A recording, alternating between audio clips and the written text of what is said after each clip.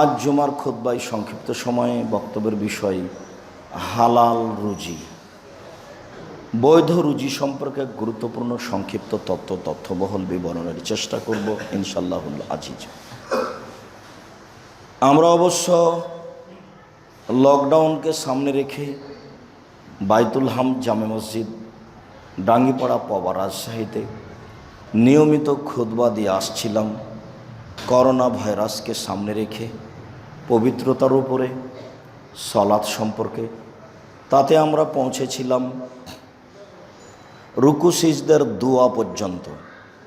রুকু সিজদার দোয়ার পরের আলোচনা বাইতুল হামদ জামে মসজিদ ডাঙ্গিপাড়া পবা রাজশাহীতে সময়ের অপরে হবে ইনশাআল্লাহ। যখনই বাইতুল হামদ জামে মসজিদ ডাঙ্গিপাড়া পবা রাজশাহী থেকে অন্য মসজিদে যাই, তখন সাধারণত ধারাবাহিকতা বজায় রাখার প্রয়োজন মনে না করো তো আজকের আলোচনা হালাল রুজি। হালাল রুজি সম্পর্কে এক গুরুত্বপূর্ণ সংক্ষিপ্ত বিবরণের পর শেষের দিকে আপনাদের সাথে আরও কিছু জরুরি কথা থাকবে ইনশাআল্লাহুল আজিজ। আমি আপনাদেরকে সময়ে সময়ে যা বলে থাকি তার উপদেশ হিসাবে বলে থাকি, মানুষের জীবনে সবচেয়ে গুরুত্বপূর্ণ জরুরি কাজ কি? মানুষের জীবনে সবচেয়ে গুরুত্বপূর্ণ জরুরি কাজ ফরজ সলাত। মানুষের জীবনে মানুষ হিসাবে পৃথিবীতে এর চেয়ে কোনো জরুরি গুরুত্বপূর্ণ ব্যতিক্রম ভিন্ন ধরনের কাজ আছে তা আমি আব্দুর রাজ্জাক বিন ইউসুফ ভাঙাচোরা টুটাফাটা বিদ্যায় বুঝতে পারি না। আমি যা বুঝেছি তাতে মানুষের জীবনে সবচেয়ে গুরুত্বপূর্ণ ব্যতিক্রম ভিন্ন ধরনের বিরল জরুরি কাজ হচ্ছে 5 ওয়াক্ত সালাত আদায় করা। মানুষের জীবনে দ্বিতীয় জরুরি হিসাবে যেটা জরুরি সেটা হলো হালাল রুজি উপার্জন করা। আমরা অবগত আছি যে সব ইবাদত নির্ভর করে সলাতের নামাজের উপরে। সলাত এমন একটি ইবাদত যার উপরে নির্ভর করে অন্যান্য ইবাদত। একাধিক দিন শুনেছি যে ইবাদতের জগতে সবচেয়ে দামি ইবাদত সিয়াম, তা দিয়ে আল্লাহকে সবচেয়ে বেশি সন্তুষ্ট করা যায়। কথা ঠিক, তবে সলাত না থাকলে সিয়ামের মতো ইবাদতকে কেটে দেওয়া হবে, তা বাতিল বললে গণ্য হবে, এ কথাও ঠিক। ইবাদতের জগতে সবচেয়ে শক্তিশালী, ক্ষমতাধর, পাওয়ারফুল ভিন্ন ধরনের ইবাদত হলো দান। দান মানুষের যত উপকার করতে পারে, ইবাদত হিসেবে কোনো ইবাদত মানুষের তত উপকার করতে পারে না। যে কোনো বিপদ থেকে মানুষ বেঁচে যেতে পারে দানের মাধ্যমে। দানের মাধ্যমে আপনার বাপ মায়ের কবরের শাস্তি বন্ধ হয়ে যাবে। দানের মাধ্যমে আল্লাহ আপনার প্রতি খুশি হয়ে যাবেন, রাগান্বিত ছিলেন। দানই একটা ইবাদত যেটা বিচারের মাঠে আপনার উপরে ছায়া হিসাবে থাকবে যতক্ষণ পর্যন্ত আপনার বিচার শেষ না হচ্ছে। দানই একটা ইবাদত যা মানুষের পাপকে মিটিয়ে দিতে পারে, পানি যেমন আগুনকে নিভিয়ে দিতে পারে। কথাগুলি রাসূল সাল্লাল্লাহু আলাইহি সাল্লাম বলেছে। বলছিলাম ইবাদতের জগতে সবচেয়ে শক্তিশালী, ক্ষমতাধর, পাওয়ারফুল ভিন্ন ধরনের ইবাদত হলো দান। এর পরেও যদি সলাত না থাকে তাহলে এত বড় শক্তিশালী ইবাদত বাতিল বলে গণ্য হবে। আমরা জানি যে এক ফোঁটা চোখের পানি দিয়ে আল্লাহকে যত সন্তুষ্ট করা যায় আর কোনো ইবাদত দিয়ে আল্লাহকে তত সন্তুষ্ট করা যায় না। সবচেয়ে প্রিয় ইবাদত তার ভয়ে এক ফোঁটা চোখের পানি। রাসূল সাল্লাল্লাহু আলাইহি সাল্লাম বলেন, লা ইয়ালিজার রাজুলুন নারা বাকা মিন খাশিয়াতিল্লাহ হাত্তা ইয়ালিজাল লাবানু ফি দারে। গাভীর বাঁট ওলান থেকে দুধ বের করে ভিতরে ঢোকানো যায় না যেমন, আল্লাহর ভয়ে কাঁদে যে ও জাহান্নামে যাবে না তেমন। গাভীর বাঁট ওলান থেকে দুধ বের করে ভিতরে ঢোকানো যেমন অসম্ভব, আল্লাহর ভয়ে কাঁদে যে তার জাহান্নামে যাওয়া তেমনি অসম্ভব। এ কথা মুহাম্মদ সাল্লাল্লাহু আলাইহি সাল্লাম বলেন। এর পরেও যদি সলাৎ না থাকে, তাহলে এই আল্লাহর ভয়ে কাঁদার এই এবাদতটি বাতিল বলে গণ্য হবে। কেননা রাসূল সাল্লাল্লাহু আলাইহি সাল্লাম বলেন, সব এবাদত নির্ভর করে সলাতের উপরে। সলাত এমন একটি এবাদত যার উপরে নির্ভর করে অন্যান্য এবাদত। এরপরেও সলাত ভিন্ন ধরনের এবাদত, এ কথা বুঝলাম, কিন্তু রুজি যদি হালাল না থাকে তাহলে আবার এটাও বাতিল হবে। তাহলে বোঝা গেল যে সব কিছু নির্ভর করছে রুজির উপরে। রুজির ব্যাপারে আল্লাহ এবং আল্লাহ রসুল মানুষকে খুব কঠোরভাবে সতর্ক করেছেন। ভুল ত্রুটির জন্য দান খায়রাত দিয়ে ঘাটতি পূর্ণ করতে বলেছেন। রুজি যদি হালাল না হয় তাহলে এবার সব কাটা গেল। তাহলে মানুষের জীবনে দ্বিতীয় জরুরি কাজ হলো হালাল রুজি। উপদেশ হিসাবে মানুষের জীবনে তৃতীয় জরুরি কাজ বলেছি কোরআন মাজিদ তেলাওয়াত করা। 24 ঘন্টায় অন্তত একবার কোরআন মাজিদ পড়ার চেষ্টা করবেন। কিছুই যদি না পারেন তাহলে সূরা ইখলাস তো পারবেন 3 বার পড়তে। অন্তত কোনো রকম করে নিজেকে বাঁচান। বিচারের মাঠে কোরআন বিপক্ষে গেলে টিকা যাবে না। বিপক্ষে যাবে বলে রাসূল সাল্লাল্লাহু আলাইহি ওয়াসাল্লাম উল্লেখ করেছেন, হাদিস বুখারী মুসলিম। চতুর্থ হিসাবে অনুরোধ জানিয়েছি, দুইজন যেখানে বসে আছে সেখানে বসবেন না। ওখানে বদনাম হচ্ছে, কোনো এক পর্যায়ে হবে, তখন আপনি সাড়া দিবেন, আপনার অজান্তেই জাহান্নাম হয়ে গেল। অথচ আপনি তেমন কিছু পাপ করেননি, বুঝতেও পারলেন না। কেননা আমি চুরিও করিনি, জেনাও করিনি, আমি মিথ্যে সাক্ষী দিয়ে কাউকে জেলেও দিইনি, কিন্তু আমার জন্য জাহান্নাম ঘোষণা হয়ে গেল। বিষয়টি জটিল। এই জন্য দুইজন যেখানে বসে গল্প করছে সেখানে গল্প করবেন না, বসবেন না। নিজেকে এরকম জায়গা থেকে বাঁচিয়ে নেওয়ার চেষ্টা করবেন। মানুষের উপরে মন্তব্য করবেন না যে এই মনে হয় কি করলো, এই মনে হয় কি করলো। কোনো রকম কারো প্রতি মন্তব্য করবেন না। না বুঝেই সব কিছু হারিয়ে গেল আমার অজান্তেই। গীবাত পাপ, কিন্তু কারো ক্ষতি বোঝা যায় না, কি করতেও মিঠা লাগে। যেমন টাকনুর নিচে কাপড় পরতে মিঠা লাগে, অথচ কত বড় পাপ তা বুঝতেই পারলাম না। আমি তো কারো ক্ষতি করিনি, কিন্তু পাপ কেন এত বড়? আমি টাকনুর নিচে কাপড় পরেছি, নিজের টাকা দিয়ে কাপড় কিনেছি, তো টাকনুর নিচে গেল, তাতে কি হলো? আমি তো চুরিও করিনি, অশ্লীল কাজও করিনি, কাউকে মারিও নি, কাউকে মিথ্যা সাক্ষী দিয়ে জেলেও দিইনি। তো এইরকম কেন? এটা রাসূল সাল্লাল্লাহু আলাইহি ওয়াসাল্লাম এভাবেই বলেছেন। ঠিক তাই চতুর্থ জরুরি উপদেশ যে জরুরি প্রয়োজন ছাড়া দুইজন যেখানে আছে বসে গল্প করবেন না, রক্ষা পাওয়া যাবে না। কোনো সময়ে বদনামের সাথে সাথ দেওয়া লাগতে পারে, অতএব বেঁচে থাকুন। বলছিলাম হালাল রুজি, যার উপরে সব কিছু নির্ভর করে। মহান আল্লাহ পৃথিবীর সকল মানুষকে বলেন, ইয়া আইয়ুহান নাস কুলু মিম্মা ফিল আরজি হালালান তাইয়্যিবা। পৃথিবীর সমস্ত মানুষ, এবার হিন্দু মুসলমান বৌদ্ধ খ্রিস্টান বলে হিসাব নাই, পৃথিবীর সমস্ত মানুষ, তোমরা আমি যে মাটিতে রুজি দিয়েছি এখান থেকে যেটা হালাল বৈধ সেটা খাও। হালাল হতে হবে, আবার পবিত্র হতে হবে। গরু হালাল কিন্তু মারা গেছে, হালাল কিন্তু তখন আর পবিত্র নয়, তখন ওটা না অপবিত্র হয়ে গেছে। যার কারণে আল্লাহ তাআলা বলছেন সারা পৃথিবীর মানুষকে আমি যে তোমাদের জন্য রুজি দিয়েছি মাটিতে, এখান থেকে যেটা পবিত্র হালাল বৈধ সেটা খাও। এরপরে আল্লাহ তাআলা নবী রাসূলগণকে বলেন, খাস নবী রাসূলগণ, ইয়া আইয়ুহার রাসূল কুলু মিনাত তাইয়্যিবাত, হে পৃথিবীর নবী রাসূল, আপনারা বৈধ হালাল রুজি খান। এটা আল্লাহর আদেশ, নবী রাসূলকে বলছে।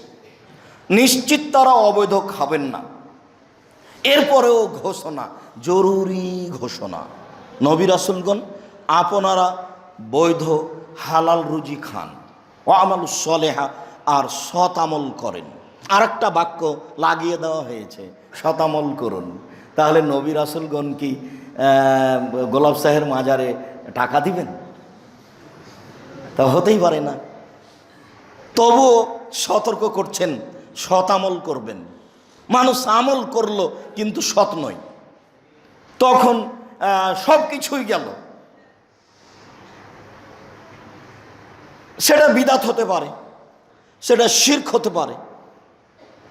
যেমন আমরা আহলে হাদিস মানুষ হিসাবে বাপ মারা গেছে, তারপরের দিনে একটা গরু জবাই করে সবাইকে খাওয়িয়ে দিলাম, এটা কি শতামল হলো? এতে বিদাতও আছে, শিরকও আছে। বিদাত এই জন্য যে এটা বাপের নেকির জন্য করেছেন, তা অথচ তার নেকি নয়। আর শিরক এই জন্য যে নির্ধারিত দিনে করলেন, কেন এটা করলেন? এটা এমন একটা পাপ যাতে শিরকও আছে, বিদাতও আছে। তো শতামল হতে হবে। এখানে মাজারে 10টা টাকা দিলাম, এটাও তো আমল, তাহলে এটিকে শতামল। মাগরিবের পরে 6 রাকাত সালাতুল আওয়াবিন পড়লাম, এটাও তো আমল, তাহলে এটা কি শতামল? কবরের চতুর্দিকে দাঁড়িয়ে হাত তুলে দোয়া করলাম, তাহলে কি এটা শতামল? হিফজখানা থেকে 15 জন 20 জন ছেলেকে নিয়ে গিয়ে বাপের নামে দাওয়াত খাইয়ে দিলাম, এটা কি শতামল? শতামল কোনটা? রাসূল সাল্লাল্লাহু আলাইহি সাল্লামের পক্ষ থেকে চূড়ান্তভাবে যেটা প্রমাণ হয়ে আছে ইবাদত হিসাবে, সেটা শতামল। বাপ মায়ের জন্য দান করেন, এই বাচ্চা ছেলেগুলোকে নিয়ে বাপের নামে খাওয়ালেন কেন? তো ওখানে জমিদারের ছেলে আছে, আর আপনার বাপের নামে যেটা করেছেন সেটা তো সাদকা, এটা কি করে হতে পারে? তার জন্য অবাক। 5 কোটি টাকা দামের গাড়ি চড়ে এসেছে আপনার বাপের ওই মরার খাওয়া খেতে, অথচ ওটা সাদকা। সাদকা তো হারাম, আপনি সব মানুষের জন্য হালাল নয়। আপনি তো জানেন যে হোসেন রাদিয়াল্লাহু তাআলা আনহু সাদকার খেজুরের পাশে বসেছিল, একটা খেজুর তুলে মুখে দিয়েছেন, আল্লাহর নবী একবার লাফতে গিয়ে মুখের ভিতরে আঙ্গুল ঢুকিয়ে খেজুরটা বের করে ফেলে বলছেন, তুমি জানো না এটা সাদকা? সাদকা হচ্ছে মানুষের ময়লা, সাদকা আমি খাই না, আমার বংশ খায় না, আমার বাড়িতে যারা কাজ করে তারাও খায় না, তাদের উপরে হারাম। আমার উপরে হারাম, আমার বংশের উপরে হারাম, আমাদের বাড়িতে যারা কাজ করে কাজের মানুষ তাদের জন্য হারাম। আমাদের বাড়িতে কাজ করলে তার মান বেড়ে গেছে, সে খাদ্য খেতে পাবে না, এটা মানুষের ময়লা। সেটা আপনি খাওয়িয়ে মনে করলেন যে আমার বাপের জন্য নেকির কাজ করেছি। টিস্যু। সম্মানিত দিনী ভাই বোন, বলছিলাম হালাল রুজি, আল্লাহ তাআলা নবী রাসূলগণকে হালাল রুজি খাওয়ার আদেশ দেন এবং শতামল করার জন্য বলেন, আল্লাহর আদেশ। সাধারণ মুমিন মুসলমান রাসূল সাল্লাল্লাহু আলাইহি ওয়াসাল্লাম বলেন, ইয়া আইয়ুহাল্লাযীনা আমানু কুলু মিন তাইয়্যিবাতি মা রাযাকনাকুম। হে সাধারণ জনগণ, মুমিন মুসলমান, হে সাধারণ জনগণ, মুমিন পুরুষ নারী, আমি তোমাদেরকে যে রুজি দিয়েছি সেখান থেকে যেটা বৈধ রুজি সেটা খাও, এটা আল্লাহর আদেশ। তাহলে 1 নম্বর আদেশ পৃথিবীর সকল পুরুষ নারীকে, 2 নম্বর আদেশ শুধুমাত্র নবী রাসূলগণকে, 3 নম্বর আদেশ মুমিন মুসলিম পুরুষ নারীকে। সবার ব্যাপারে আল্লাহর পক্ষ থেকে একই আদেশ যে বৈধ রুজি খেতে হবে। তাহলে রুজি তো অবৈধ আছে, এই তো ঠিক নইলে এমন হবে কেন? আবু হুরায়রা রাদিয়াল্লাহু তাআলা আনহু বলেন, রাসূল সাল্লাল্লাহু আলাইহি ওয়াসাল্লাম বলেছেন, ইয়াতি আলান নাসি জামানুন লা ইওয়ালিন নাস মা খাজা মিনহু আমিনাল হালাল আমিনাল হারাম। মানুষের উপরে এমন একটা যুগ সময় চলে আসছে যেই সময়ে মানুষ পয়সা উপার্জন করবে কিন্তু বিবেচনা করবে না সেটা হালাল না হারাম। সেটা তো এখন সবাই তো পয়সা উপার্জনের মাঠে নেমে গেছে, যেভাবেই হোক তাকে পয়সা উপার্জন করতে হবে, চাকরি করতে হবে, সেটা এনজিও হোক, সেটা গার্মেন্টস হোক, সেটা ব্যাংক হোক, সেটা যেটাই হোক না কেন। আর এত উপার্জনের পথ খুলে যাবে, শুধু টাকা আর টাকা, শুধু প্রযুক্তি আর প্রযুক্তি, এটা প্রকাশ পাবে যা রাসূল সাল্লাল্লাহু আলাইহি সাল্লাম বলেন।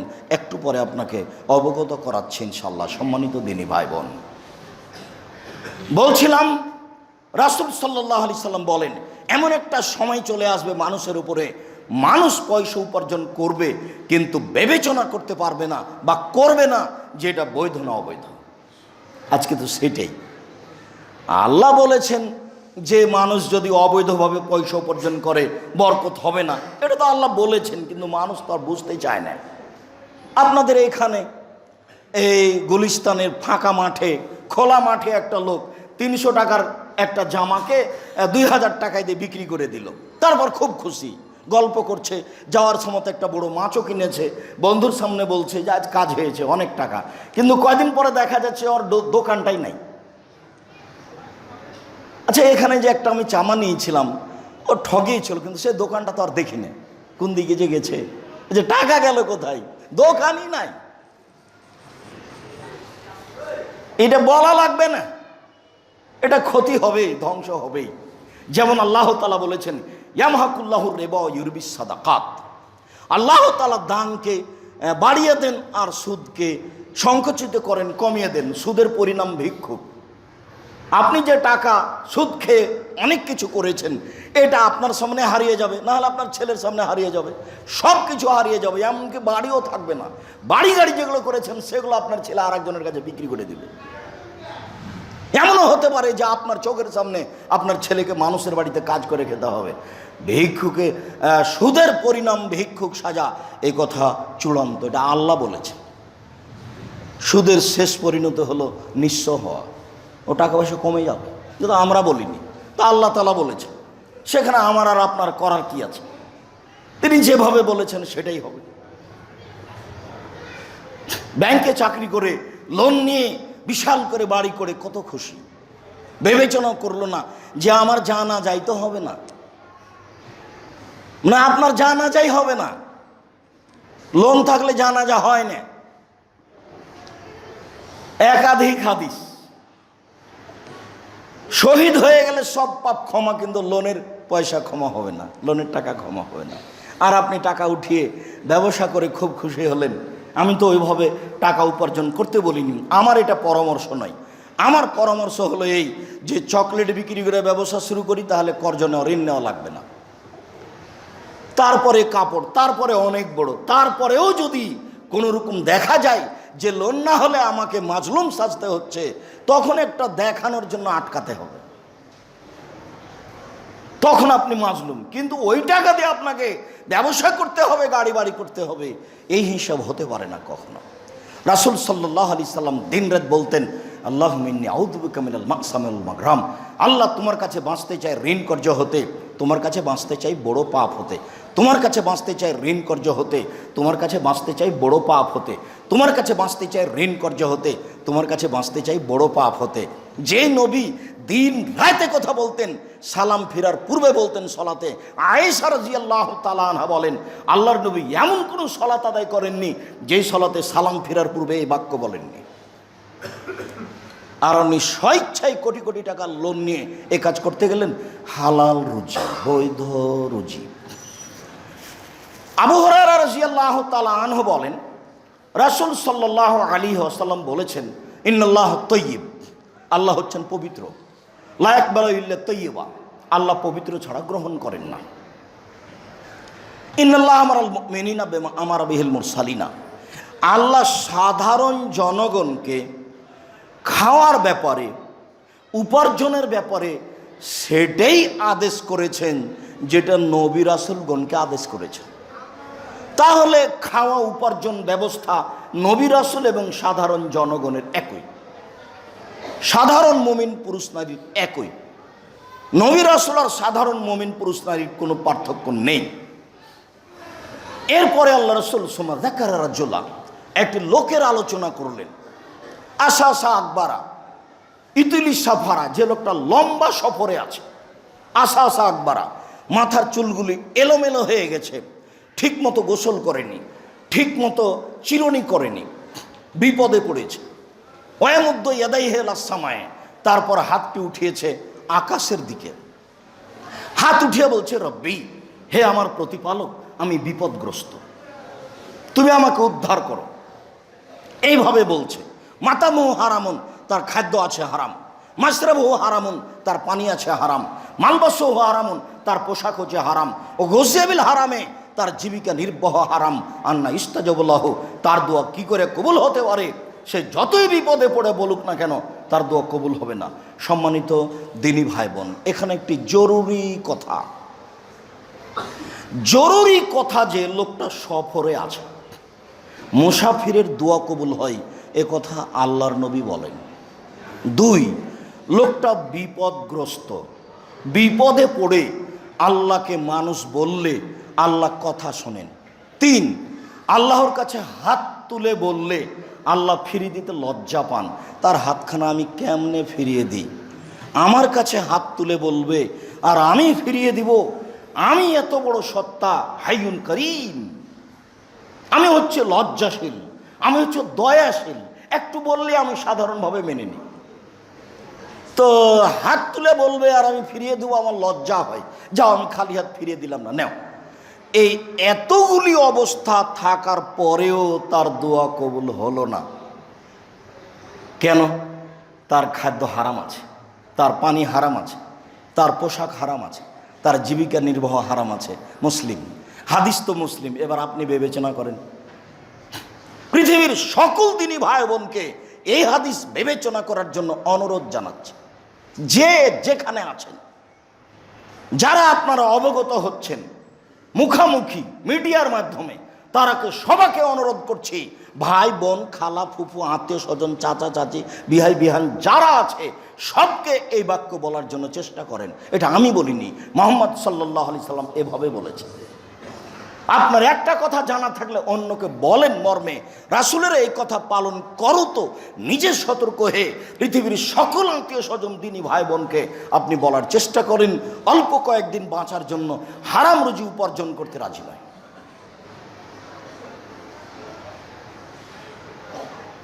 সম্মানিত দিনী ভাই বোন, আমি আপনাদেরকে কোটি টাকার ব্যবসা করতে নিষেধও করিনি।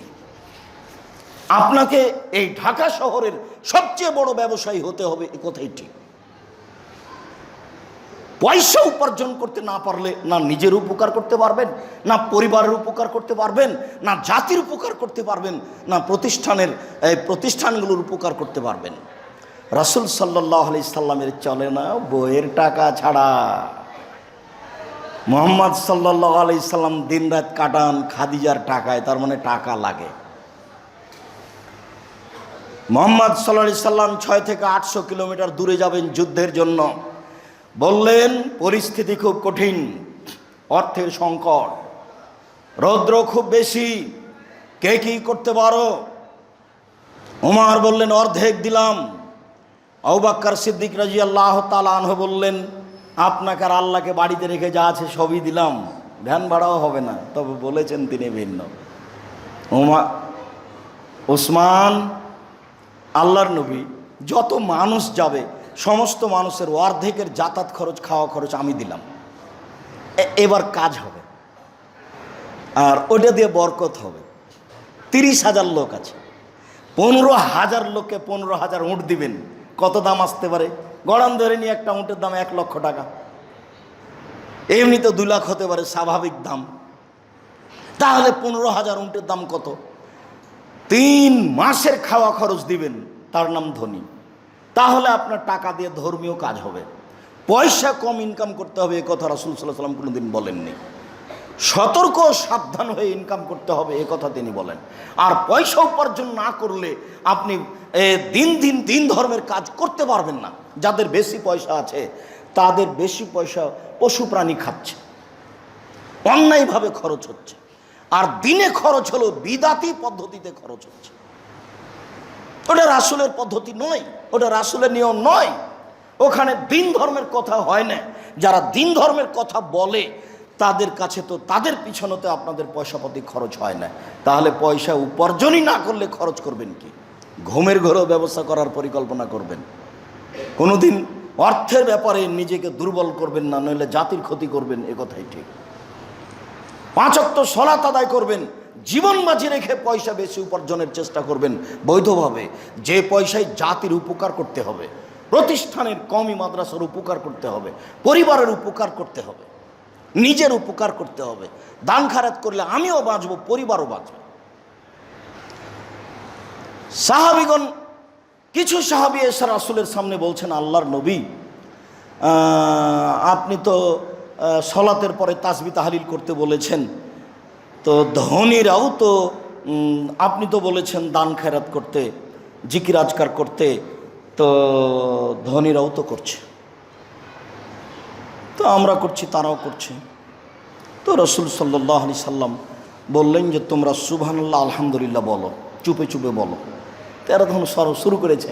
তো কয়েকদিন পরে ওরাও জানতে পেরেছে, তখন ওরা আবার শুরু করেছে। তখন আবার এসে বলছে, আল্লাহ রাসূল ওরাও তো বলছে, আমরা তাসবিহ করি, তো ওরাও তাসবিহ করছে, ওরা তো দান করতে পারে, আমি তো আর দান করতে পারি না, গরিব মানুষ। তখন আল্লাহ রাসূল বলছেন, শোনো, ফাজলুল্লাহ ইউতি মান ইয়াশা, অর্থ সম্পদ আল্লাহর ফজিলত, আল্লাহর ফজল, আল্লাহর অনুগ্রহ, যাকে ইচ্ছা দিয়ে দেন। তাহলে তিনিও কিছু করতে পারলেন না। অর্থ সম্পদ আল্লাহর অনুগ্রহ, যাকে ইচ্ছা দিয়ে দেন, তাহলে বোঝা যাচ্ছে তার ইচ্ছার উপরে আপনি বেশি নেকি করছেন। আমি তো ইচ্ছা করলে পারি না। সম্মানিত মসজিদের মুসল্লি, বিবেচনা করে বৈধ রুজু উপার্জন করার চেষ্টা করি। আল্লাহ কবুল করুক, আল্লাহুম্মা আমিন। ওয়াসসালাতু ওয়াসসালামু আলা মান লা নাবিয়্যা বাদা। আবু হুরায়রা রাদিয়াল্লাহু তাআলা আনহু বলেন, নোমান ইবনে বাশির রাদিয়াল্লাহু তাআলা আনহু বলেন, রাসূল সাল্লাল্লাহু আলাইহি ওয়াসাল্লাম বলেছেন, আল হালালু বাইয়িন, হালাল হচ্ছে স্পষ্ট, অল হারাম বাইয়িন, হারাম হচ্ছে স্পষ্ট, ও বাইনাহুমা মুস্তাবিহাতুন, এই দুইটার মধ্যে একটা সন্দেহযুক্ত জিনিস রয়েছে। আপনারা যারা দাঁড়িয়ে আছেন, জায়গা পাচ্ছেন না, আমি জানি না যে 2 তলা 3 তলায় বসার ব্যবস্থা আছে কি না, বা সেখানেও জায়গা আছে কি না। তো এই মুহূর্তে তো আপনাদের ব্যবস্থা হয়তো বা তারা করতেও পারবে না। মসজিদ কর্তৃপক্ষ ইচ্ছা করলে তো একটা করতে পারবে না। মর্মে আমরা অনুরোধ জানাচ্ছি, যদি আপনার জন্য সহজ হয় উপরে গিয়ে কোনো জায়গা পাওয়া, তাহলে সেটা চেষ্টা করেন। আপনার জন্য কথা শোনা মানা সহজ হবে। বলছিলাম, রাসূল সাল্লাল্লাহু আলাইহি ওয়াসাল্লাম বলেন, এই দুইটার মধ্যে একটা অস্পষ্ট জিনিস রয়েছে।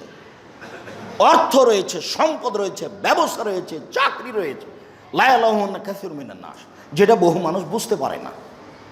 আমার এই চাকরিটা কি ঠিক না বেঠিক, না জর্দা কি হালাল না হারাম, আমার এই ব্যবসা কি ঠিক না বেঠিক, এরকম একটা ব্যাপার থেকে যায়। বহু মানুষ এটা বুঝতে পারে না। আল্লাহ রাসূল বলছেন, ফামান ইত্তাকা মিনা শুবহাতি ইস্তাবরা লিদীনিহি ওয়া ইরজিহি, যে সন্দেহ থেকে তার দিনকে বাঁচিয়ে দিল, সে তার দিনকে পরিপূর্ণ করে নিল। না, সন্দেহের চাকরি করব না, সন্দেহের ব্যবসা করব না, সন্দেহের খাদ্য খাবো না, এই বলে যে নিজেকে বাঁচিয়ে নিল, সে দিনকে পরিপূর্ণ করে নিল। ওমান ওয়াকাফি শুবহাতে ওয়াকাফিল হারামে, যে ব্যক্তি সন্দেহের মধ্যে পড়লো, সে হারামের মধ্যে পড়লো। চূড়ান্ত সিদ্ধান্ত নেই যার, সেটা চূড়ান্ত হারাম। চূড়ান্ত সিদ্ধান্ত নেই যার, সেটা চূড়ান্ত হারাম। সেটা জমি হোক, সেটা ব্যবসা হোক, সেটা চাকরি হোক, সেটা জেলে হোক না কেন, পয়সার উপার্জন পথ যদি চূড়ান্ত স্পষ্ট না হয়, তাহলে আপনাকে ফিরে আসতে হবে, এটাই জরুরি।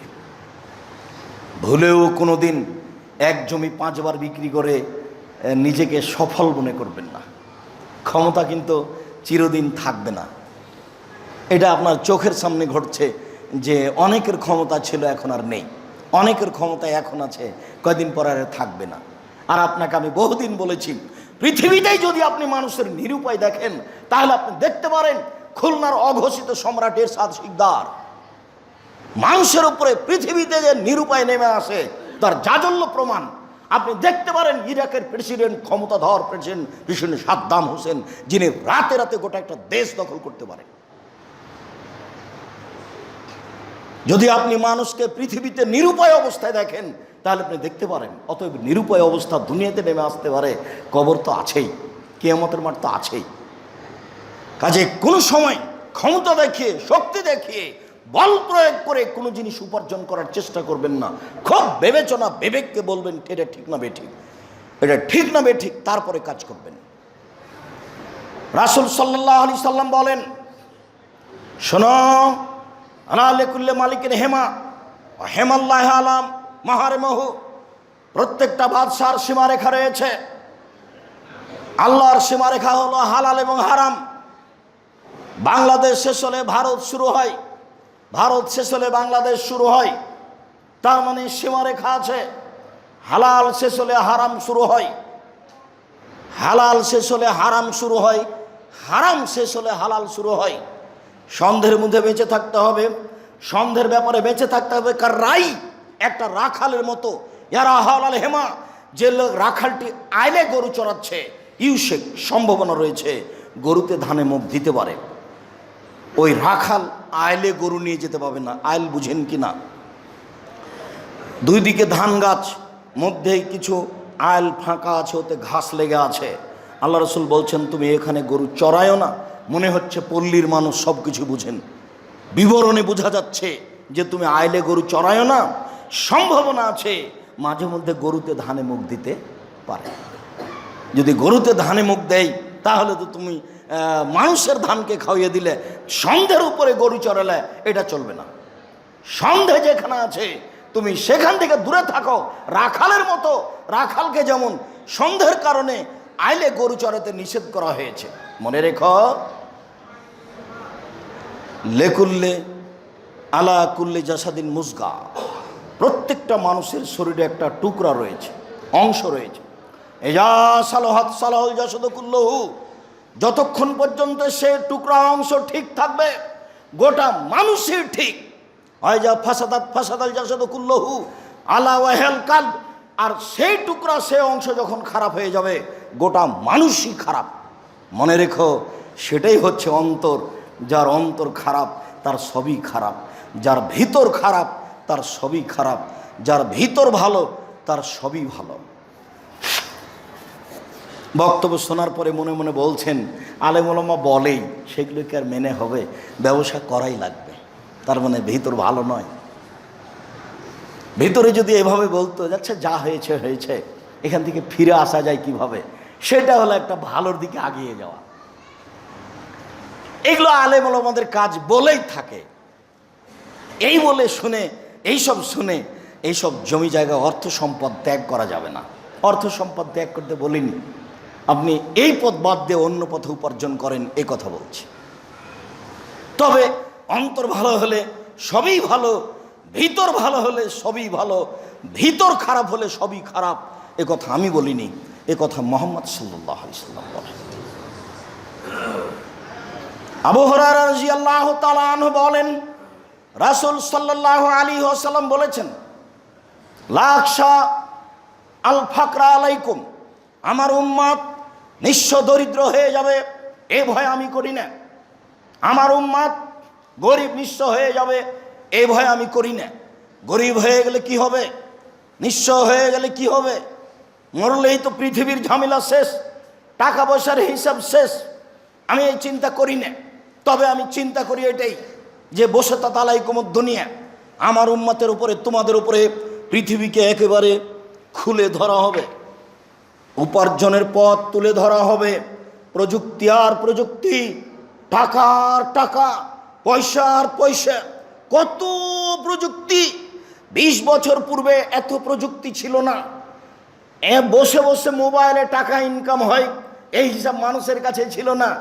মুরগি পুষে, মুরগির ব্যবস্থা করে খামার করে এত পয়সা হবে তা মানুষের মাথায় ছিল না। পুকুরগুলিতে শুধু মাগুর মাছ হতো আর কই মাছ হতো, আর রুই কাতল বলতে নদী বুঝায়। এখন সব জায়গায় এত মাছ উৎপাদন হচ্ছে, টাকা আর টাকা, প্রযুক্তি আর প্রযুক্তি, টানা ফাঁসোনা। তখন তোমরা পয়সা উপার্জনে নেমে যাবা, পয়সা উপার্জনের প্রতিযোগিতায় নেমে যাবা। এটাই আমার ভয়, যে তোমরা শুধু ভাববা কেমনে পয়সা উপার্জন করা যায়, কেমনে বাড়ি গাড়ি করা যায়, এটাই তোমাদের চিন্তা চেতনা হবে। এই প্রতিযোগিতায় নেমে যাবা। যখন তোমরা এই প্রতিযোগিতায় নেমে যাবা তখন পৃথিবী তোমাদের ধ্বংস করে দিবে, এই উপার্জন পন্থা তোমাদেরকে ধ্বংস করে দিবে, পূর্বের লোককে যেমন ধ্বংস করে দিয়েছে। এইটা আমাদের ভয়, এইটা আমার ভয়। বুখারী মুসলিম। পয়সা উপার্জন করবে বিবেচনা ছাড়াই, তখন পরকাল হারিয়ে যাবে, এইটা আমার আশঙ্কা, এইটা আমার ভয়। তাহলে পয়সার ভয় রাসূল সাল্লাল্লাহু আলাইহি ওয়াসাল্লাম বেশি করেন। যদিও তিনি বলেছেন যে আমার তিনটা বড় ভয়। এক, ভ্রান্ত হুজুর।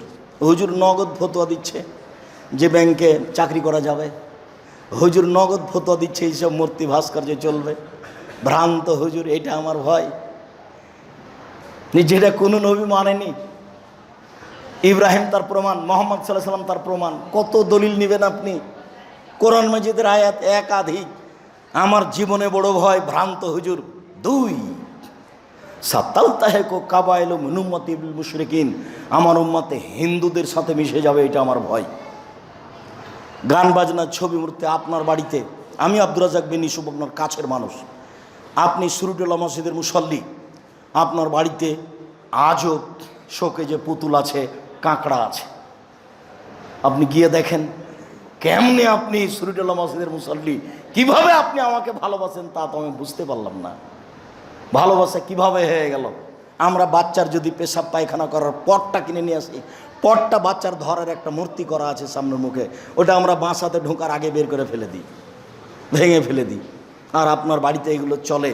আমার তিনটে বড় ভয়, তার একটা বড় ভয় আমার উম্মাত হিন্দুদের সাথে মিশে যাবে।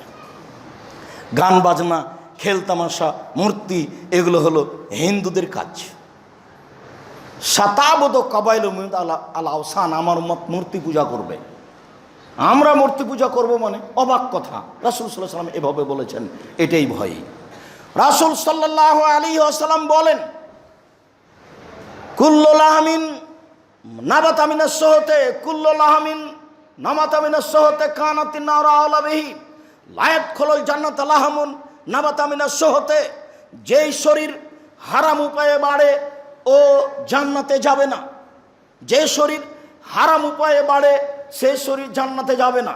কুল্লু লাহমিন নাবাতা মিনাস সুহতে কানাতিন নারা আলা বিহি, যে শরীর হারাম উপায়ে বেড়েছে তার জন্য জাহান্নামী যথেষ্ট। পাশাপাশি দুই বাক্য, তার জন্য জাহান্নামী যথেষ্ট, তার জন্য জাহান্নামী যথেষ্ট। তিনি বললেন, লা ইয়াদখুলুল জান্নাতা জাসাদুন গুযিয়া বিল হারাম, ওই শরীর জান্নাতে যাবে না যে শরীর হারাম উপায়ে বাড়ে। একাধিক সহিহ হাদিস। একটু হারাম থেকে বেঁচে থাকার একটা পদ্ধতি, নমুনা, সন্দেহ থেকে বেঁচে থাকার একটা নমুনা, যেটা প্রথমে বলেছিলাম তারই একটা নমুনা। বুখারী মুসলিমের হাদিস।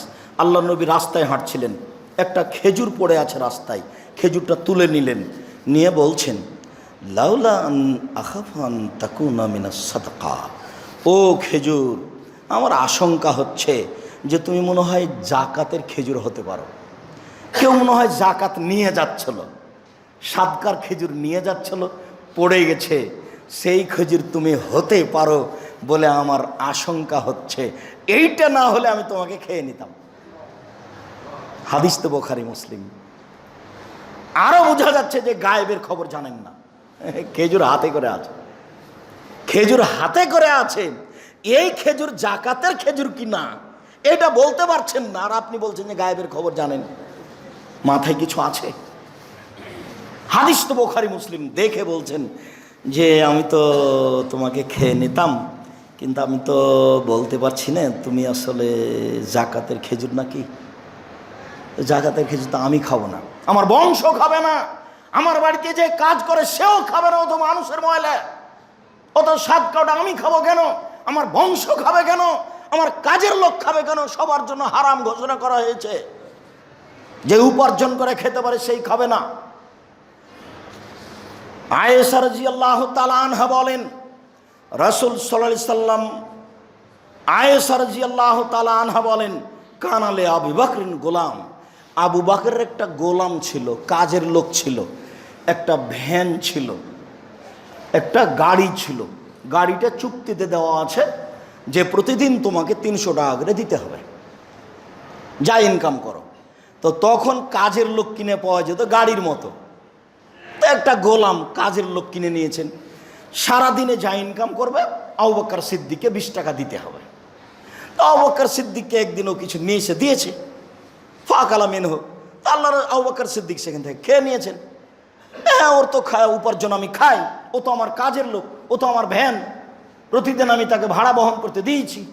তো খাওয়া দাওয়ার পরে কাজের লোকটা বলছে, হালতাদ্রি মা হাজার সাহেব, আপনি কি বলতে পারেন আবু বকর সিদ্দিক এটা কি?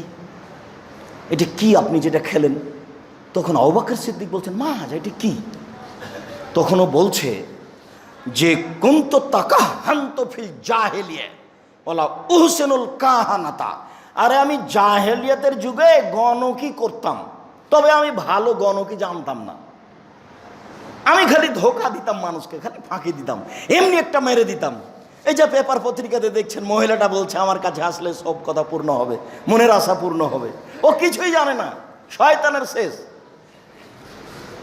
ও কি করতে পারে? ও কি বলতে পারে? ও মনের আশা কি পূরণ করতে পারে? মনের আশা পূরণ করতে পারে একমাত্র উপরওয়ালা আল্লাহ, তাছাড়া কেউ পারে না। তো এও বলছে যে আমি তো গণকি করতাম, আসলে তো আমি গণকি ভালো জানতাম না, আমি তো খালি ধোকা দিতাম। তো একটা লোককে ধোকা দিয়েছিলাম, কিছু টাকা দেওয়ার চুক্তি ছিল, আমি তার সাথে সাক্ষাৎ করেছি, ও আমাকে কিছু দিয়ে দিয়েছে, হাজ আমি না। এটা সেটা যেটা আপনি খেলেন। নেন এবার ফাদ আদখালাইয়া দাহ ফি বাতনিহি। এইবার আবু বকর সিদ্দিক রাদিয়াল্লাহু তাআলা হাত মুখের ভিতরে ঢুকে দিলেন। মুখের ভিতরে ঢুকিয়ে দিয়ে পেটে যা ছিল ফাঁকা আকুল্লা সবকে একবারে পেট থেকে বের করে দিলেন। যে আমি আবু বকর সিদ্দিক হারাম খেয়ে নিলাম, তুমিও আমাকে বলনি, আমিও কিছু বলিনি। হাদিস বুখারী মুসলিম। কি বিচার করবেন বলেন তো দেখি? এদেশে একটা বই পাওয়া যায় উপদেশ, এই বইয়ে আছে হালাল রুজির আলোচনায়। জানি না বইটা পড়েন কিনা, আপনার জন্য লিখেছিলাম। আমার মনে বড় স্বাদ, যেভাবে কথা বলি সেভাবে কোরআন এবং সহিহ হাদিস দিয়ে কিছু বই লেখার চেষ্টা করি, কিন্তু আপনি মনে হয় তেমন মূল্যায়ন করেন না। আমার খুব কষ্ট হয়। কত পরিশ্রম আছে সে কথা আপনাকে আমি বুঝাতে অক্ষম। মাসিক আল ইতেশাম পত্রিকার পিছনে কত পরিশ্রম আছে। 10 জন মুফতি আছে, 10 জন গবেষক আছে, 12-14 জন কর্মচারী আছে, প্রেস আছে, কত পয়সা ব্যয় আছে। প্রতি মাসে ফতোয়া বোর্ড বসে ফতোয়া পাস করা হয়, 50টা প্রশ্ন উত্তর দেওয়া হয়। আর আপনি একদিন খেয়াল করে একটু মূল্যায়নও করলেন না। জবাব আমাকে দিতে হবে না, জাতির কাছে আমি যেটুকু বুঝেছি সেটুকু খিদমত করার চেষ্টা করেছি। আপনি মূল্যায়ন না করলে জবাব আপনি দিয়েন। এর পিছনে সংসার নষ্ট হয়ে যাবে না। মাসে হয়তো বা 200 টাকা 250 টাকা লাগতে পারে, এ দর মূল্য 20-25 টাকা, সেটা আপনি মূল্যায়ন করলে এটা কত ভালোভাবে চলবে। সম্মানিত দিনী ভাই বোন, আমি আলোচনার শেষে এসে আপনার সাথে জরুরি কয়েকটা কথা বলি।